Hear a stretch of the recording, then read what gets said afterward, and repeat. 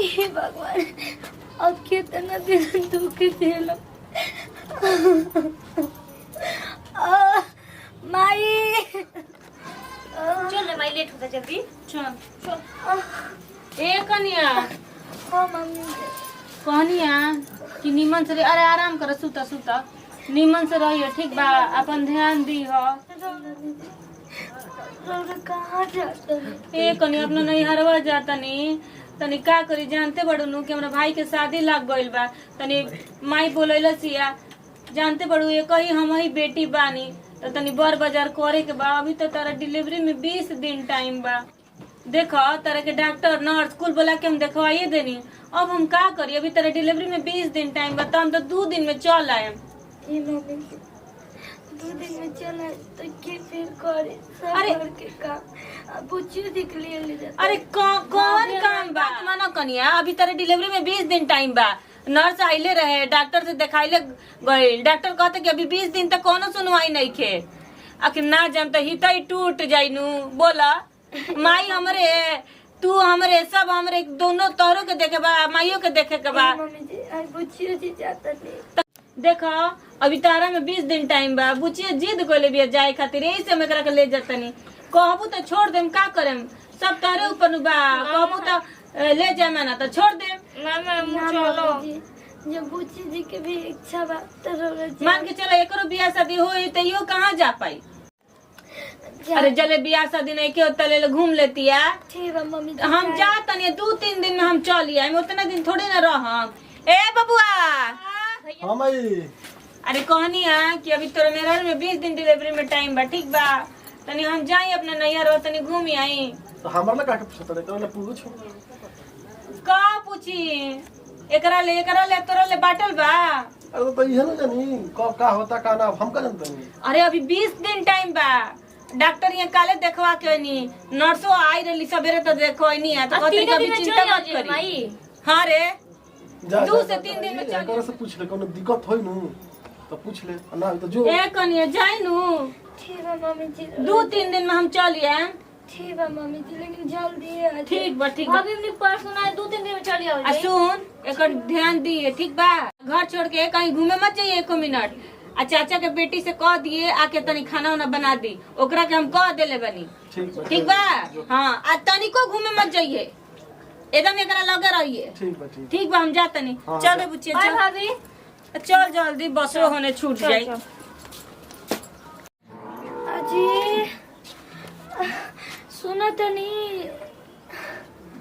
काने बनी रौरा देखी ना हम बहुत पेट में दर्द हो गइल बा अजी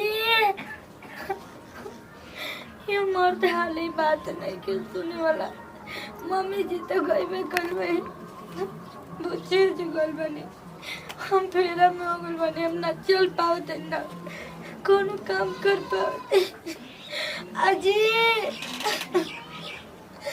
सुना तानी ना का हो आए मैं अरे का हो गई देखी ना बहुत तेज पेट में दर्द कमर का हो गई हो देखी ना बहुत तेज पेट में दर्द कमर अरे तू तो हमरा का खतरा में डाल देलू माइयों को भेज देलू अब हम का करिए अकेले अब हमरा का बुझाता अब हम का करी माइयो चल गई वो सब कुछ चल गई हम अकेले का करी हमरा समझ में आवता आई जी के जाय दिन में के दादी बड़ी मम्मी के बोला दी ना बड़ी देख के लिए काय दर्द को पेट में देख लिया निमन खतरा में हमरा के डाल देलू का सोचा तो नहीं जाए ना ले ले रुको माई फिर फोन लगाओ तू हेलो हेलो अरे माई हम छोड़ के चल गए लेकर देख पेट में दर्द को प्रॉब्लम हम का करे हमर दिमाग नहीं है काम करो। अरे का भइल रे अभी 20 दिन टाइम बा ओकरा डिलीवरी में। अरे 20 दिन तो आप फतरा अपना चल गया फतरा में हमरा के डाल देलन हमारा बुझाते नहीं का करो। अच्छा ठीक बा हम तो आते न बनी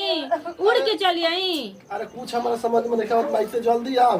अरे आओ तनी रे निकल गल बनी घर से जा तनी बस पकड़े। हम का करी बताओ तो तेही बताओ हम का करियो। अरे तो हम का करी अभी हम कहते नहीं कि अभी ना हो कि अभी 20 दिन टाइम बा अते का दर्द तो होबे कन्नु करे आदमी के। अरे हमारा समझ में नहीं आवत रे माई देखो कबे ले कहा रहती है सुबह नहीं हमारा दिमाग चट ले दिया का है कि चल गुलिया माई या फातरा में तो डाल दिले बड़ा हमारा का हमारा समझ में नहीं आवत हम का करी करे का हम ना। अरे त आते न बनी उड़ के चलाई पूरा घरे खाली जाएगा इधर में मेहरारू छोड़ के चल गुले वैसा ऐसा दे में बताओ हम का करी अब हमारा कुछ समझ में नहीं आवत। ठीक बा रख हम। अरे आओ जल्दी माई। अरे तो का करी उड़ के चली आई। अरे उड़ के हमारा मालूम है कैसे तो हमारा आफत छोड़ के कोई हम का करी केकरा समझ में केकरा के बोलाई का करी हम कहां ले जाई। अरे जो बगल में काकी के बुला लिया क्यों ना काकी के बोला ले ई हमरा के एकदम आओ तो आओ जल्दी आओ।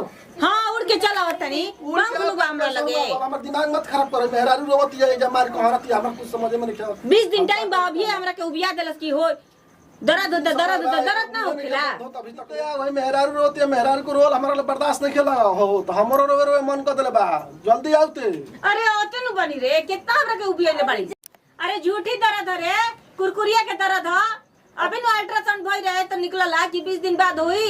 अब ते ही जान गोले सब ते ही हो गइल बड़ा न रस अबे जब बेचैन भी हमरा समझ में नहीं आवत का करी काना ओकरा से तो बेसी ते हमरा के उबिया देवेले। ये इतना हमरा को बिया ये तेरे में तोरा को बिया का पड़ता है हमरा कुछ समझ में नहीं आवत का ले 2 दिन का रहनी कि 2 दिन में एकदम आफत। ले बात करो करे ले बिट का कहतिया ला बात करो। हेलो हेलो मम्मी जी प्रणाम। खुश रह। मम्मी जी रौरा टेंशन मत ले मैं है कि पागल है ऐसे ही बोल देना ही रौरा के और पहले लेकर दर्द नहीं के करत। अरे जान तेरू छोट पर दर्द होखेला नु अब का करबू 9 महीने तो मेहरारू के कष्टे रहेला। मम्मी जी हम ये से कहते कि दादी के लिए आले तन बढ़िया देख दाता फोन ओकरा के दाता ले बोल दे ले। हां बोल का कहत कहानी आ कि जो तत के बुला के लिए बे तनी तेल लगा दिहन ठीक बा पेटो टगड़ा दिहन तो तनी ठीक हो जाई। ते जल्दी आओ छोड़ दूसरा तो जल्दी आओ। हां हम आवत तनी हम जा तनी बोला के लगा होतनी हां जो जल्दी जल्दी आओ। हम ए जैसे उड़ के चली आई।